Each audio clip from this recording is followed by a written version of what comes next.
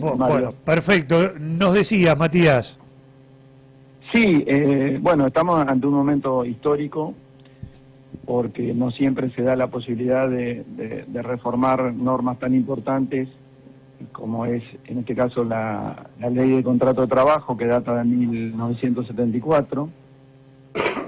Y en ese sentido, bueno, como para empezar la charla, me gustaría dejar asentado eso para que la reforma que finalmente salga o no sea fruto de una negociación profunda y en la que intervengan todos los actores involucrados. A veces uno acota las discusiones, pone un margen, y en realidad esto es mucho más profundo, porque la realidad es que el mundo laboral, el mundo empresarial, te imaginarás que desde 1974 a ahora ha cambiado bastante. Sin embargo, nuestra norma madre de que rige el contrato de trabajo es la misma. Pero bueno, no me quiero ir un poquito de la pregunta originaria que dispara el tema que es los juicios a la ART, el funcionamiento de la ley de procedimiento laboral, etcétera. Acá hay que hacer algunas aclaraciones de arranque nomás. O sea, si decimos que hay muchos juicios laborales motivados en accidentes de trabajo o enfermedades profesionales, quiere decir que algo pasa, algo no está funcionando bien. Y acá, básicamente, lo que uno ve en el ejercicio de la profesión todos los días es que no está funcionando bien el sistema que se creó en la década del 90 con las ART. ¿Qué sucede normalmente? Las ART tratan de asumir la menor responsabilidad posible, dar la menor cantidad de prestaciones, y esto genera un primer desfasaje del sistema. Es decir, el trabajador está obligado a ir a la comisión médica jurisdiccional, en el caso de los trabajadores de la barriga le toca Azul, o pueden ir también a Tandil. ¿Y qué pasa? La comisión médica hoy, que está funcionando de una manera, a mi criterio, mal, ¿sí?, no brinda contención a muchísimos problemas de salud de los trabajadores. Entonces, esto termina judicializado, no hay otra manera, digamos. ¿Y por qué termina judicializado? Porque la RT, muchas veces con el aval de la misma comisión médica, entiende que el problema del accidente que tiene el trabajador o la enfermedad profesional no es de origen laboral. Entonces, la única manera de discutirlo es en sede judicial. Esto produce también un desfasaje, o mejor dicho, un problema para las obras sociales, porque quienes terminan haciendo cargo de un trabajador accidentado o enfermo que necesita volver a trabajar, porque no es que acá hay una especulación del trabajador. Entonces, el trabajador muchas veces presiona, y la obra social le da contención, porque la obra social la tiene a cuadras de su casa, digamos, la tiene en la ciudad normalmente. Entonces, acá está el origen real del problema. Y mientras no se aborde, te doy un ejemplo. A ver. Una de las problemáticas que mayor ha crecido en el siglo XXI son los problemas de salud mental. Sí, hay muchísimas enfermedades vinculadas a trastornos de ansiedad, angustia, etcétera, que han sido causadas o concausadas por el trabajo. Las RT prácticamente esto es materia ajena a sus prestaciones. Entonces, necesariamente esto termina judicializado. Y lo que es peor aún, o sea, el trabajador no recibe la prestación adecuada en tiempo y forma, lo que produce que la empresa se tenga que hacer cargo de ese trabajador y la obra social le tenga que dar las prestaciones. Ahora esto, Matías, tengo esta pregunta. Sí. ¿Esto pasa porque no está contemplado por la ley vigente o pasa porque las ART se hacen las distraídas y miran para otro lado? Y de todo eso que vos decís. Es decir, acá el problema que tenemos, o sea, creemos que una ley mágica viene a solucionar un problema. Y nos olvidamos una vez que se sanciona, es decir, una vez que imaginemos que se aprueba la reforma laboral. Sí. Después tiene que ser objeto de revisión y crítica de manera permanente, de evaluaciones. O sea, acá las comisiones médicas, que son una gran creación, digamos. Antes el trabajador tenía que ir a Bahía Blanca o Punta Alta hace 20 años, 10 años, te diría, menos. Bueno, se han creado a lo largo del país, pero ¿qué pasa? No se revisa su funcionamiento. Entonces se van generando problemáticas, que es como las rutas. Se hace la ruta y uno se cree que ya está, vamos a tener ruta por 100 años. Y eso requiere mantenimiento. Entonces lo mismo pasa por el sistema laboral, llámese riesgo de trabajo, ley de contrato de trabajo, convenios colectivos. Es decir, el problema que uno ve es que no funcionan, no digo los organismos de control, ¿sí? Porque esto hace ya tal vez a más cuestiones de corrupción, de actos ilícitos, digo, de revisión.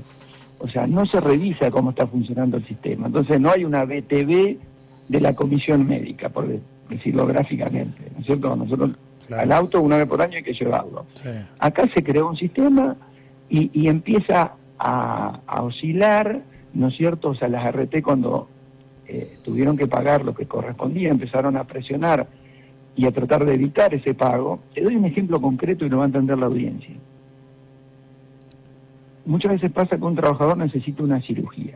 ¿Sí? Imaginemos un caso de rotura ligamentaria, de rodilla, bien, de algún ligamento. ¿Qué pasa? Los dictámenes de comisión médica a veces son imprecisos. No dicen concretamente artroscopía simple, compleja. No, dice, otórguele prestaciones, o sea, la comisión médica le ordena a la RT que otorgue prestaciones. ¿Qué hace la RT?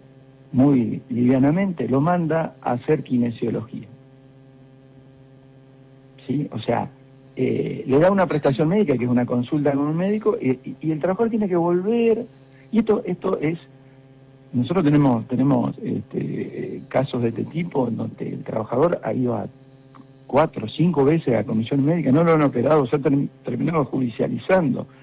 Mientras tanto, un trabajador con un problema de artroscopía está 5 años sin que su rodilla sea tocada. O sea, estas son cosas que pasan a menudo. Entonces, las RT después se quejan de que están desbordadas de juicios. Sí, lógico, o sea, es fruto de su inacción y de su incompetencia para resolver los problemas que tiene el trabajador, ¿no es cierto? Uh-huh. Matías, Danisa, de este lado te habla. Bueno, hablando del informe específicamente, leíamos que el 55% de lo que pagan las empresas llega al trabajador.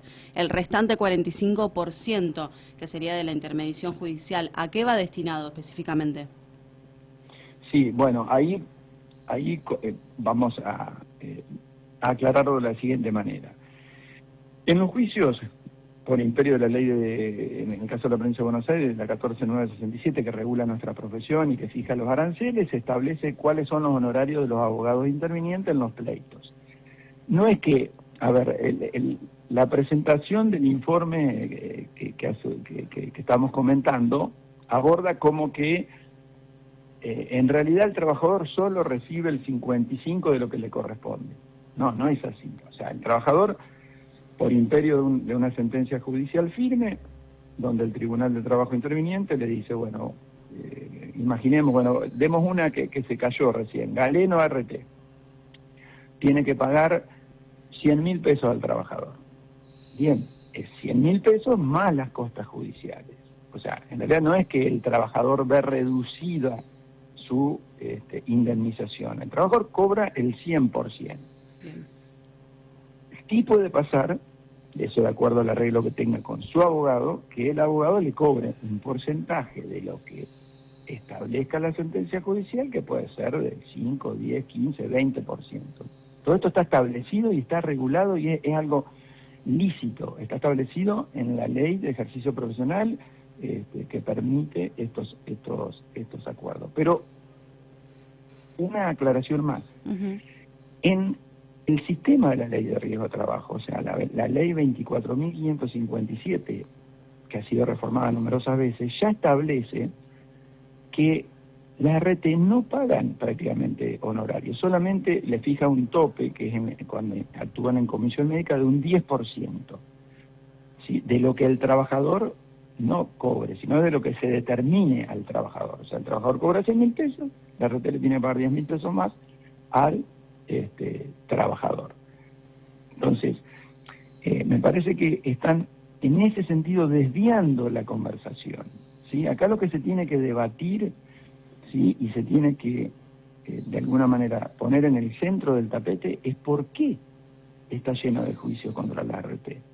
Y seguramente, no tengo ninguna duda, nos vamos a encontrar, Vanessa, en que la problemática viene de la falta de otorgamiento de prestaciones por parte de la ART, que aparte, muchas veces, cuando los números no le dan, se caen, como pasó ahora, en estos días, está pasando con Galeno, que es una empresa que tiene una ART que tiene numerosos adherentes. ¿Estás de acuerdo, Matías, con que dentro de la reforma laboral se contemplen estas situaciones y haya cambios? Sí, sí, por supuesto. Mira, creo que todo tiene que ser objeto, cuando digo todo, todo, porque, ¿qué pasa? Pregunto, la Constitución Nacional, que es algo central en nuestro país, ¿cuántas veces se reformó en la historia? 4, 5 veces, más allá de los golpes militares, ¿no? Bueno, una ley de contrato de trabajo, si lees la historia, digamos, si miramos la historia, ¿cuántas veces se aprobó, se reformó? Son muy pocas. Entonces, a mí me parece que veo con buenos ojos que el gobierno aparentemente haya abierto la negociación y la discusión.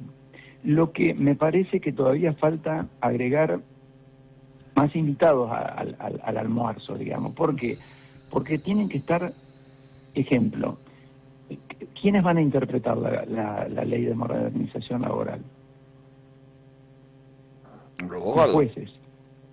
Sí, es decir, los abogados vamos a hacer planteos, pero finalmente la interpretación de la ley va a estar reservada a los tribunales de trabajo de la provincia de Argentina y finalmente de la Cámara de Apelación y de la Corte Suprema de Nación. Entonces, me parece que pensar una reforma y establecer pautas que ya los tribunales han dejado principios muy claros, ¿sí?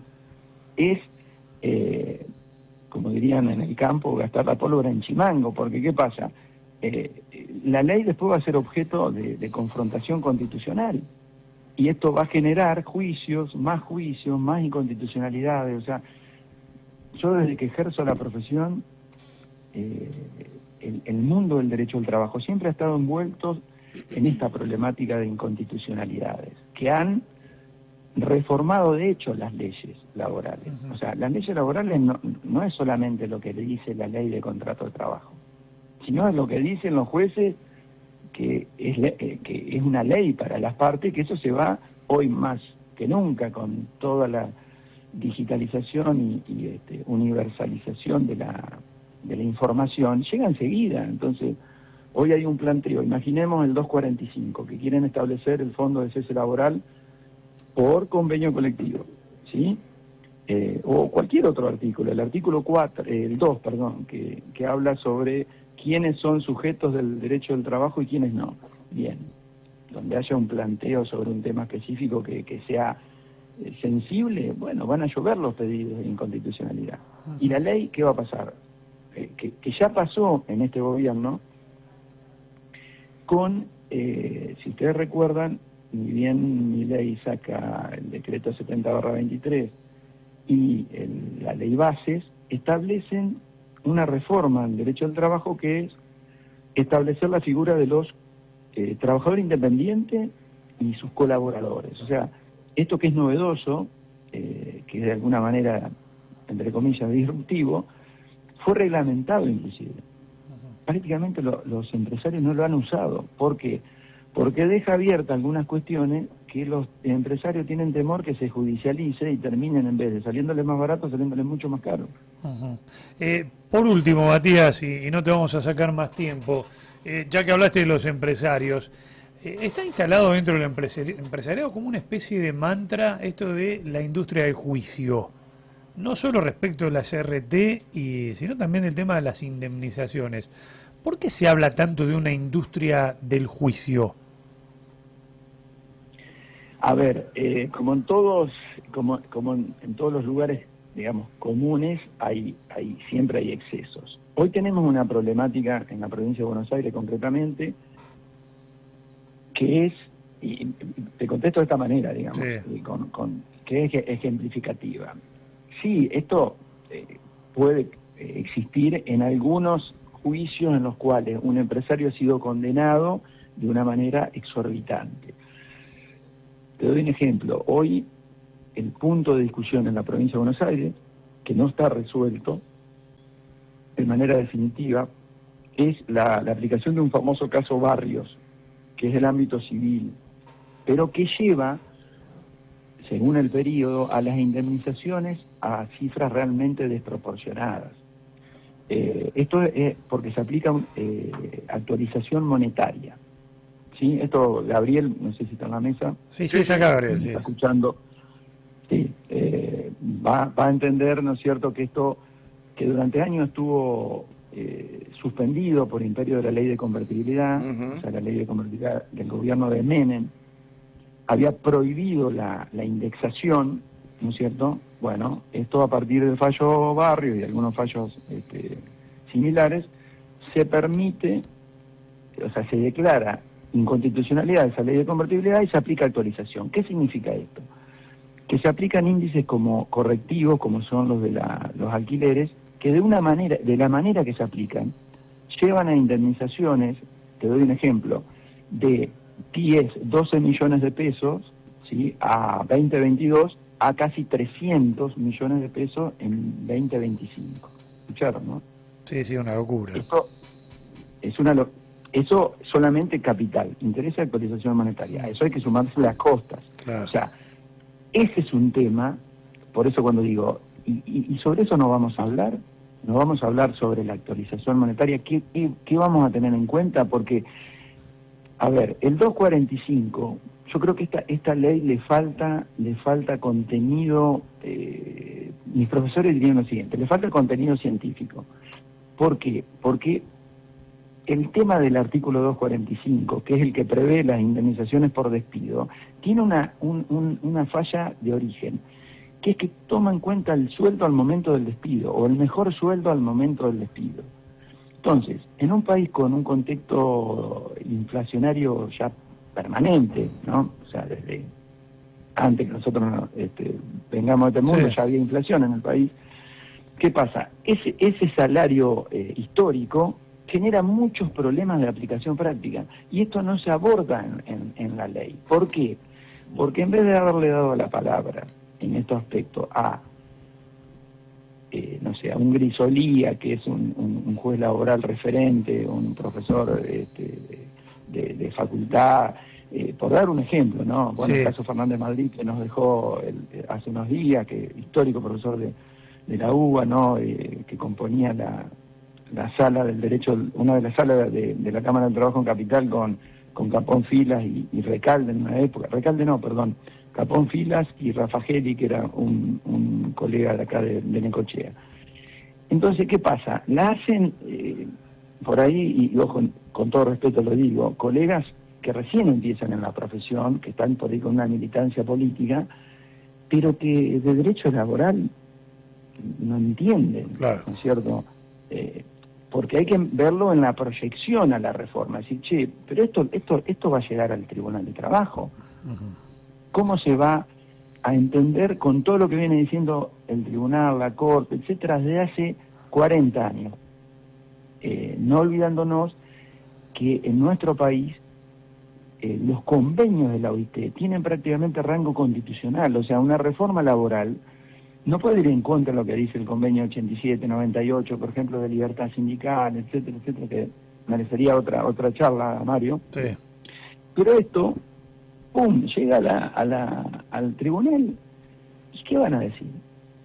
Muchachos, esto así no. Entonces, me parece que la reforma, aunque implique más tiempo, ¿sí?, aunque se demore más, esto no es urgencia. O sea, los problemas reales del mundo del trabajo no se van a solucionar con la ley, digamos. Se pueden de alguna manera ayudar, pero no es el problema la ley laboral. O sea, el problema es que hay 50% que están fuera del sistema, ¿no es cierto? ¿Qué se hace para eso? Matías, siempre es un placer charlar con vos, ¿eh? Te agradecemos muchísimo por este contacto. No, por favor, gracias por el espacio y que tengan muy buen día. Abrazo grande. Abrazo Igualmente. grande. Bueno, ahí estaba el doctor Matías Chiosa charlando un ratito con nosotros a propósito de la reforma laboral que se viene y fundamentalmente de los juicios, ¿no? A partir de este artículo que salió publicado en el día de ayer. Hacemos un break.